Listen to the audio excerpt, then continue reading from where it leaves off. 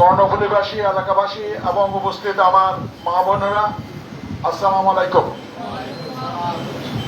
আজকে প্রায় গত 4 সপ্তাহ ধরে আপনারা জানেন যে প্রবল বৃষ্টির কারণে যে বন্যা এবং পানি হয়েছে, আমাদের আনোয়ারা কর্ণফুলীর প্রত্যন্ত অঞ্চল ডুবে গেছে। মানুষ মানবতার জীবন যাপন করছে।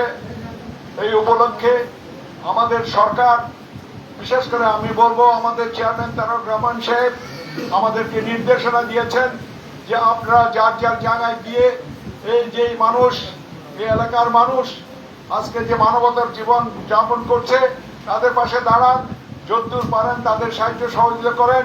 এবং সেই উপলক্ষে আপনারা জানেন আমি আমার পরিবারের সদস্য সবাই, ছেলে, আমার স্ত্রী থেকে আরম্ভ করে আমার আত্মীয় স্বজন সবাই এই ত্রাণ বিতরণে সম্পৃক্ত হয়েছে এবং যতদূর আমাদের সামর্থ্য আছে আমি চেষ্টা করছি। বিশেষ করে জানেন আমরা গত 12 ফেব্রুয়ারি নির্বাচনে আমাদের এলাকার মানুষ যেভাবে আমার সাথে সম্পৃক্ত হয়েছে, তাছাড়া আমাদের প্রধানমন্ত্রী দেশনায়ক তারেক রহমান সাহেব সর্বপ্রথম যখন এই দেশে আসছিল তিনি বলেছিলেন যে আমার একটা প্ল্যান আছে, আই হ্যাভ এ প্ল্যান, এবং সেটা মানি যে দেশটাকে কিভাবে আগামী দিনে আমি গড়ে তুলবো সে একটা আমার প্ল্যান আছে।